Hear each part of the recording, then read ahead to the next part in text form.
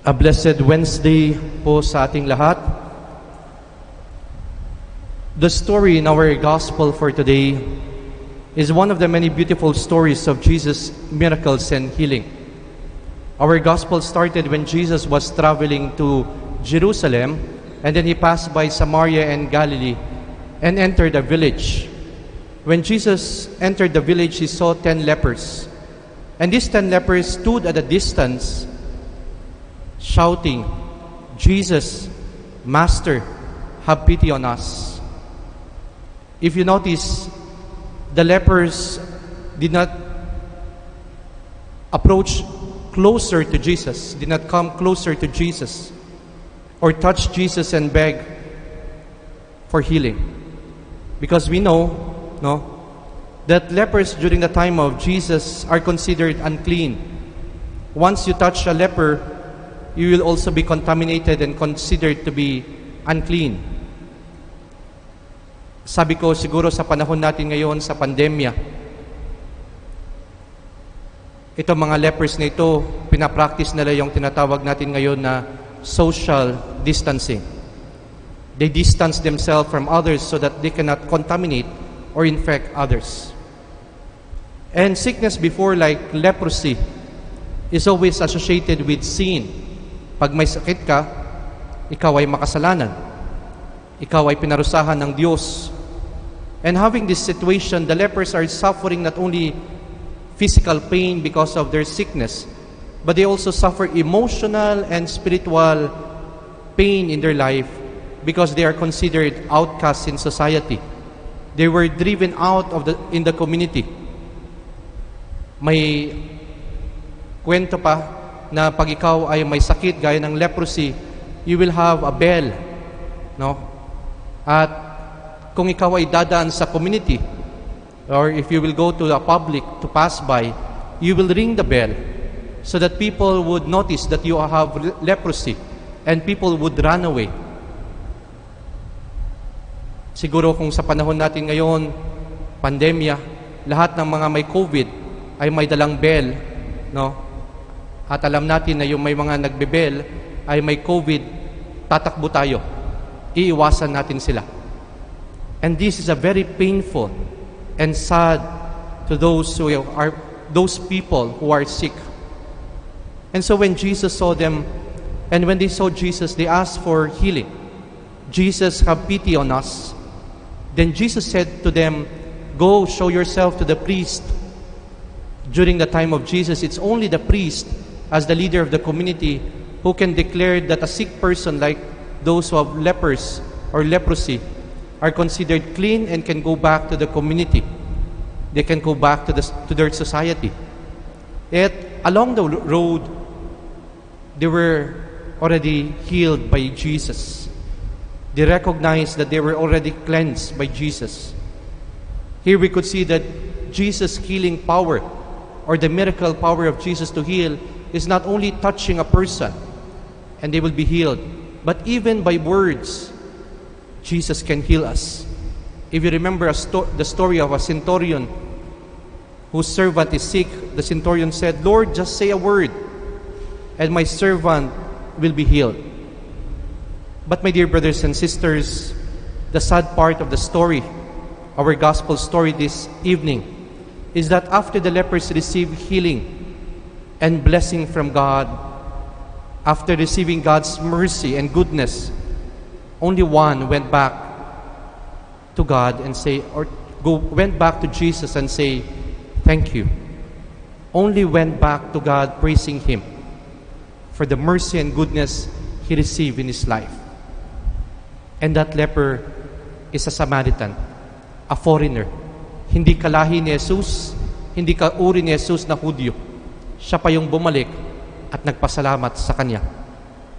Then we're shouting at the beginning with a loud voice saying, "Jesus, have pity on us." But only one went back shouting, thanking God for His goodness, for the healing he received. 10 ang sumisigaw ng, "Lord, kaawaan mo kami." Pero isa lang ang patuloy na sumisigaw, consistently shouting and thanking God for His goodness. When I was assigned in a school as a chaplain, Lalong-lalo na pag may mga board exams, bar exams, final exams, maraming estudyante ang pupunta sa chapel at magdarasal. Hihingi ng biyaya sa Diyos. Hihingi ng pagbabasbas ng pari. Father, pwedeng pa-bless, mayroon akong board exam, bar exams. And so, we will bless them. We will pray over them. Sasabihin pa, Father, pwedeng pa-bless ang aking ballpen, ang aking calculator and notebook na gagamitin ko sa exam. Yan, bibindisyonan namin. No? But after the exams, only few will go back to the chapel and thank the Lord. Only few are consistent in going back to God, glorifying Him. My dear brothers and sisters, our gospel challenges us to reflect. Do we still know how to be grateful to God? Marunong pa ba tayong magpasalamat sa buhay natin?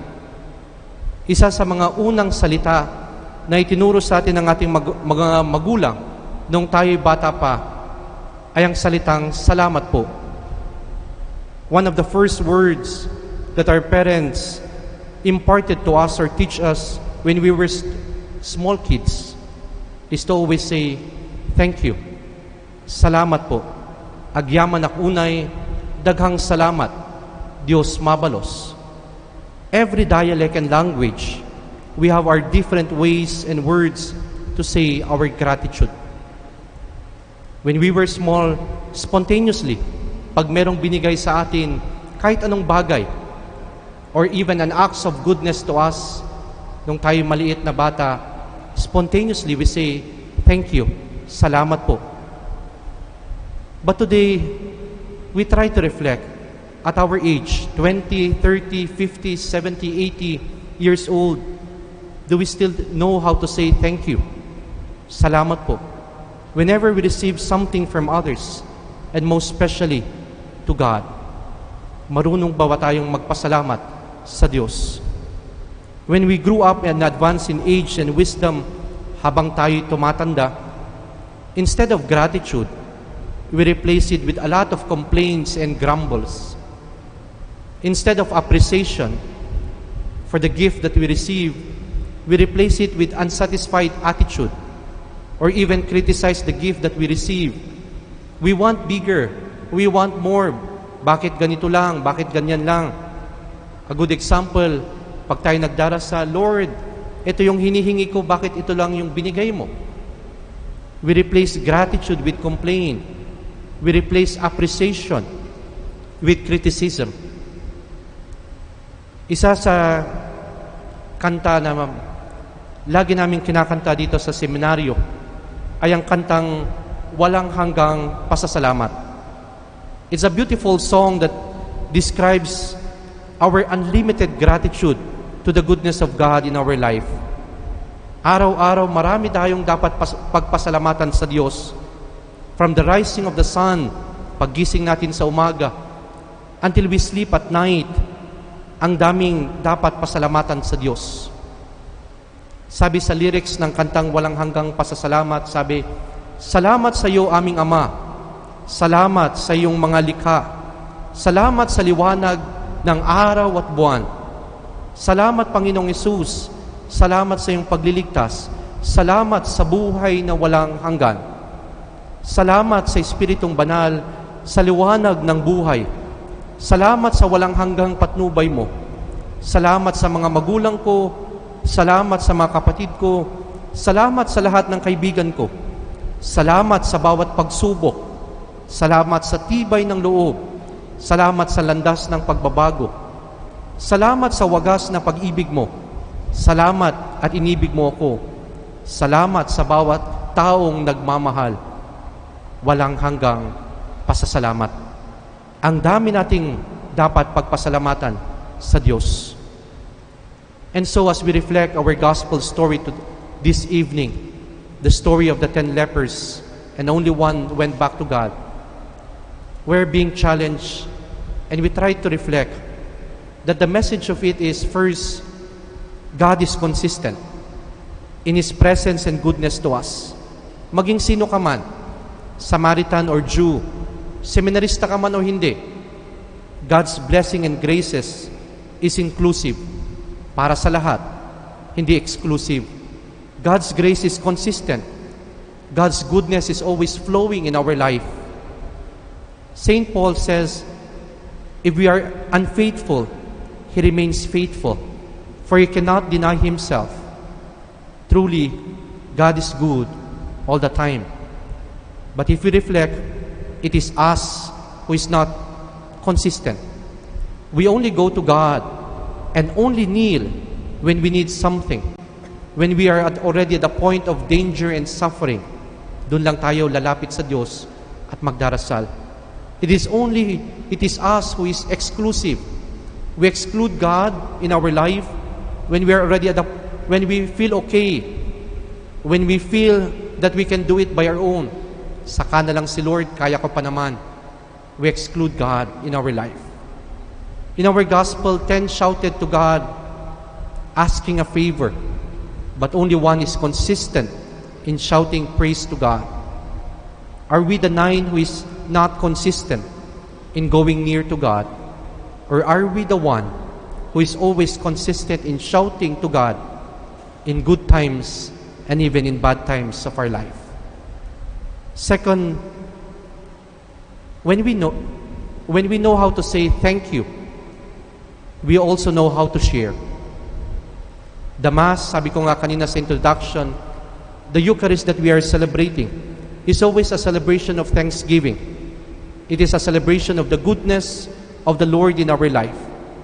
But the greatest challenge of the Eucharist that we are celebrating is to share the blessings that we receive from it. To share the blessings we receive from God. Kaya nga ang the word thanksgiving is a combination of 2 words, thanks and giving. Pagpapasalamat at pagbibigay. It means that the gifts we receive is also the gift that we shared. The gifts that we receive is also a gift to be shared. We learn to share our blessing. We learn to be instrument of God's goodness to others. Remember this, my dear brothers and sisters. Ang taong marunong magpasalamat ay siya rin ang taong marunong magbigay. Marunong magbahagi ng kanyang biyaya sa buhay. People who are always grateful in their life are also those people who are so generous in their life. People who are always grateful in their life are also people who are generous in their life. And because of that kind of attitude, mas maraming blessing ang natatanggap sa buhay. The more we know how to be thankful in our life, the more our life will be full of blessing. In the gospel, 10 receive God's grace of healing. Physical, emotional healing. 10 sila nakatanggap.